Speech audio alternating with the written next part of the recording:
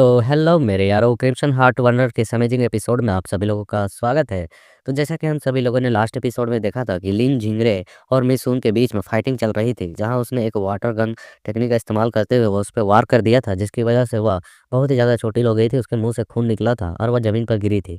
इस एपिसोड की शुरुआत में हम देखते हैं कि वो अपने हैमर के साथ अरीना को तोड़ते हुए पीछे तक घसीटी जाती है और उसकी ऐसी बुरी हालत देखकर उसका छोटा भाई भी चिल्लाते हुए कहता है, सिस्टर। उसके बंदे जो होते हैं वह थोड़े से परेशान लग रहे होते हैं। और जो हमारा जियांग वांग होता है, वो अपने मन में कह रहा होता है कि क्या अभी उसने बंदे ने अभी-अभी ब्रेक थ्रू किया था और इतनी बड़ी पावर्स में इनके बीच में गैप भी आ गई। एक 6 टियर और एक 7 टियर के बीच में इतना बड़ा डिफरेंस होता है। सचमुच में यह काफ़ी ज़्यादा भयानक है। और हम इधर देखते हैं मिसुन को, जो अपने हैमर के साथ ही लेटी हुई होती है ज़मीन पे। फिर वो अपने हैमर को हटाती है और वहाँ आवाज़ आती है कि ये अभी भी ख़त्म नहीं हुआ है। और हम देखते हैं वह किसी तरीके से खुद को खड़ा करती है और उसकी हालत देखकर बहुत बुरी लग रही होती है। वह कहती है कि मैंने तुमसे कहा था यह लड़ाई डेथ तक चलेगी, ऐसे ही खत्म नहीं होने वाली है तुम्हारे साथ। और हम देखते हैं यहाँ पर उसके छोटे भाई को, जो रोते हुए कहने लगता है कि सिस्टर लड़ना बंद करो ना, चलो हम वापस अपनी सीसन सिटी वापस लौट चलते हैं। वैसे भी मदर गुस्सा नहीं होगी इससे। और हम देखते हैं यहाँ पर लिन जेंगरे को, जो कि अपने हाथों में और भी एनर्जी इकट्ठा करते हुए कहता है, क्योंकि मिसिन यहाँ पर मिसुन जो है यहाँ पर इस तरीके से जिद कर रही है, तो लगता है मुझे भी अब यहाँ पर थोड़ा आगे बढ़ना चाहिए।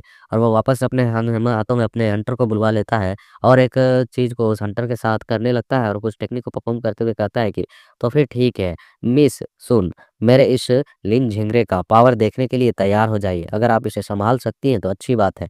और हम देखते हैं उसने जो भेजा होता है वह एक ग्रीन सर्पेंट होता है, जो कि अपने लाल आँखों के साथ घूरते हुए उसे ही देख रहा होता है। और उसे इस तरीके के टेक्निक्स का इस्तेमाल करते हुए देख, जो यहाँ पर उसका छोटा भाई वो चिल्लाते हुए कहने लगता है, सिस्टर नहीं, तुम ऐसा नहीं कर सकते उसके साथ, बिल्कुल भी नहीं, ऐसा नहीं करो। और हम देखते हैं इसलिए चिल्ला रहा होता है क्योंकि उस सर्पेंट ने मिसुन को पकड़ ही लिया होता है और उसे गर्दन से पूरे बॉडी से उसे दबाते जा रहा होता है, उस पर प्रेशर डाल रहा होता है। और जो यहाँ पर उस बंदे ने टेक्निक का इस्तेमाल किया है उसके बारे में बताया जाता है कि यह एक लो ग्रेड का दाव आर्ट टेक्निक है, जो कि ग्रीन पाइथन कंस्ट्रिक्शन है, मतलब कि कसना। और हम देखते हैं इसके इसने दबाव से इतना ज़्यादा कसने की वजह से मिसुन की जो हड्डियाँ होती हैं हाथ की और छाती की, वह थोड़ी सी चटक सी जाती हैं। और हम देखते हैं इस बंदे को, जो अपने हाथों में मतलब हाथों को दबाते हुए और भी कस रहा होता है अपने पैंथर को, और कहता है कि पूरी ताकत लगाने के बावजूद भी मैं तुम्हें कुचल नहीं पा रहा हूँ। तुम्हारी त्वचा और मांस काफ़ी ज़्यादा ही जो है मजबूत है, लोहे की तरह सख्त है, लेकिन अंत में। और हम देखते हैं कि उसका सरपेंट मिस सुन के गर्दन को और भी ज़्यादा दबाते जा रहा होता है, क्योंकि वो उसके बॉडी को कुचल नहीं सकता है, तो उसके गर्दन को दबाते हुए उसके सांस को तो रोक ही सकता है। लेकिन तभी देखते हैं इसके पैंथर पर एक अटैक होता है और इसके जगह जगह से कुछ डंटियाँ निकल जाती है, फ्लावर स्कूल जाती है, जो कि एक वुड टेक्निक होती है, जो वहाँ पर प्रिंसिपल ने आकर उस सरपेंट पे की होती है और उसे यहाँ पर हटा दिया होता है और मिसुन को छुड़ा दिया होता है। और यलीन निगरे शांति से अपने हंटर को पकड़कर खड़ा होता है और प्रिंसिपल इसकी ओर देखते हुए कहता है कि तुम यहाँ पर इस फाइट को जीतते हो। यह सुनकर उसे एग्री टू करते हुए कहता है कि जैसा आपने कहा डीन, आपकी यहाँ पर आकर कड़ी मेहनत जो की आपने उसके लिए धन्यवाद। और फिर हम इधर देखते हैं वांग को, जो अपने मन में कह रहा होता है, यह जो बंदा है लिन झिंगरे, यह पहले दिमागी तौर पर खेलता है लड़कों, मतलब बंदों को, जो अपने ओपोनेंट को उकसाता है डेथ फाइट तक करने के लिए, और फिर अपने होने वाले फ्यूचर के भी जो दुश्मन है उसे अगर लगता है कि यह हो सकता है तो उसे पहले ही आसानी तरीके से ख़त्म करने की कोशिश करता है, वो भी किसी बहाने से। अभी इसने यहाँ पर जिस तरीके से उस पर वार किया हो था, अगर प्रिंसिपल बीच में ना आते तो वह लड़की अभी यहीं पर मारी जाती और ख़त्म हो जाती। हम देखते हैं बिग ब्रदर भी कहते हैं सौभाग्य से डीन यहाँ पर सही समय पर आ गए, नहीं तो मिस सुन का तो आज खेल यहाँ पर ख़त्म था, उनका मरना तय था। और फिर हम देखते हैं कि यहाँ पर प्रिंसिपल वापस अपनी जगह पे आते हैं, तो वहाँ जो सिटी लोड होता है वो कहता है कि अरे आखिरकार तुमने वहाँ पर माउंटेन से कर गर्ल को बचाने के लिए क्यों गया, जबकि वह उसका पास जो हैमर है, माउंटेन सेकर हैमर, उस हैमर ने इसे इस लड़की को अपना मास्टर मान लिया है।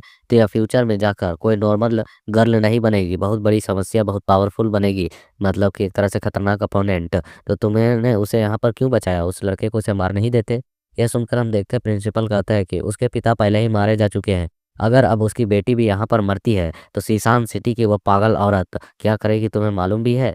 यह सुनकर यह पलटकर कहते हुए सिटी लौट कहता है, तो क्या हुआ, वह बाघिन कितनी भी खूंखार क्यों ना हो, उसकी इस दुश्मनी में हमारा क्या लेना देना, हमारे सिटी का क्या लेना देना। उसका तो दुश्मनी उस वांग जियांग सिटी के लड़के के साथ होता जिसने उसकी बेटी को मारा है। इसके बीच में हमारे सिटी का थोड़ी कोई नुकसान होता। वह अगर यहाँ मारी जाती तो भविष्य में हमारे स्टूडेंटों के लिए जो वह मुकाबला करने वाली रुकावट बनती, वह तो कम से कम नहीं रहती। यह सुन प्रिंसिपल कहता है कि चाहे वह सीसान सिटी से हो या फेंगलिंग सिटी से हो या वांगजी सिटी से हो, वे सभी हमारे जुआंग एम्पायर के एक संतान है, यहाँ के बच्चे हैं। हम उन्हें यूं ही नहीं मरने दे सकते और अपने पावर को कम होने। ये सुन सिटी लॉर्ड कहता, अच्छा ऐसी बात है, तो उम्मीद करता हूँ तुम ऐसा ही सोच रहे होगे। उसके बाद हमारा सीन शिफ्ट कर कर नॉर्थन आर्सेनल का सीन दिखाया जाता है, जहाँ एक फॉर्मेशन बिछा होता है। बीच में एक कमरा भी होता है जहाँ कुछ इंपॉर्टेंट चीज़ रखे हुए हैं, और हम देखते हैं वहाँ पर कुछ गार्ड्स भी होते हैं। जहाँ उनमें से एक गार्ड कह रहा होता है कि आज तो तीनों सिटी के बीच में जो है वह फाइटिंग चल रही है, तो आखिरकार आप यहाँ पर आर्सेनल की प्रोटेक्शन में क्यों है?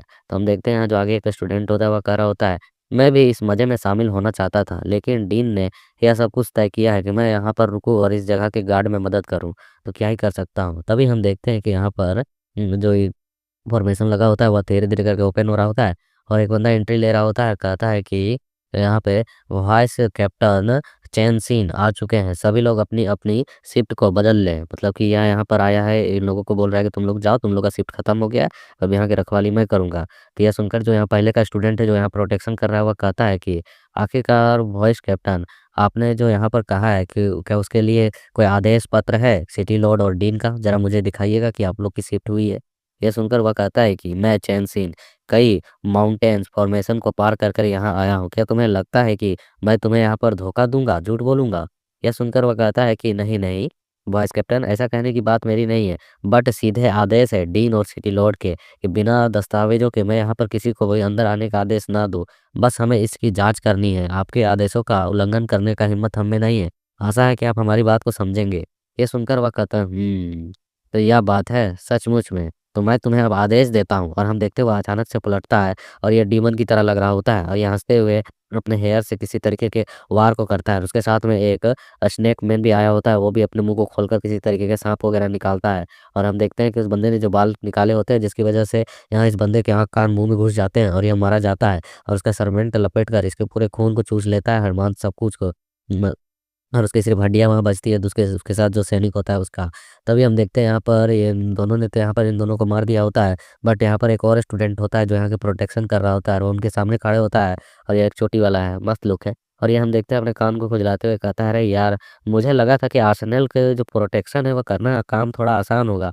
मैं तो बस थोड़ा-सा आराम करना चाहता था यहाँ, लेकिन यहाँ ये क्या है? और हम देखते हैं कि इसके बारे में बताया जाता है 5th ईयर का इनर कोर्टयार्ड का स्टूडेंट है, और इसका नाम सेन नानकी है। और हम देखते हैं कि यहाँ पर जो सीन होता है जनरल डिप्टी जनरल, ये सीधे अटैक करने के लिए इसी की ओर बढ़ जाता है और कहता है कि तुम जल्द ही अंडरवर्ल्ड का कैंडल को लेने के लिए जाओ, अपने दूसरे साथी से कहता है, और कहता है कि मैं तब तक इस बंदे को संभालता हूँ। तो यह देखकर ये छोटी वाला जो होता है वो सीधे ही अपने हाथों में गोल्डन एनर्जी को रिलीज करते हुए आगे की ओर बढ़ते हुए कहता है कि तुम अभी किसका इंतजार कर रहे हो गार्ड, जल्दी से जाओ और इसके रिपोर्टिंग जाकर करो। हम देखते हैं उसके साथ में जो पीछे गार्ड था वो कहता है हाँ हाँ। और फिर हम इन दोनों की फाइटिंग को देखते हैं, जहाँ पर वो बंदा जो डीमन होता है वह यहाँ पे कॉर्पियस मैनिपुलेशन टाइप का टेक्निक का यूज करता है, और यहाँ पर यह गोल्डन लाइट एरोज का उपयोग करता है, जिसकी वजह से हम देखते हैं कि इसके गोल्डन लाइट एरोज जो होते हैं और सीधे जाकर इस डीमन से टकराते हैं, इसके कान को छेद देते हैं। और ऐसा होते हुए देखिए कहता है कि इसका जो कंट्रोल है इन टेक्निक्स में काफ़ी अच्छा है, और साथ में इसकी जो यहाँ पर गोल्डन मंत्राज है, जिसके वजह से मुझे यहाँ पर परेशानी हो रही है। इन दाव टेक्निक से मुझे सावधान रहने की आवश्यकता है, या कम से कम 7 टियर पर से अपने कल्टीवेशन के 7 लेयर में मौजूद है। इससे मुझे यहाँ पर सुरक्षित रहना होगा और अपने मास्टर के द्वारा दी हुई गुप्त टेक्निक्स का उपयोग करना होगा। और हम देखते हैं तभी यहाँ पर यह कुछ और भी टेक्निक का इस्तेमाल कर पाता है। इसके बाल सहित इसका गर्दन यहाँ पर अचानक कट जाता है और धड़ से अलग हो जाता है, और हम देखते हैं इसका गर्दन को काटने वाला यहाँ पर जो बंदा होता है उसकी ओर यह चोटी वाला देखते हुए कहता है कि वो हो, तो वह यहाँ पर पहुँच ही गया। मुझे पता था अगर यहाँ डीन ने मुझे भेजा है तो यह कोई आसान काम नहीं होगा।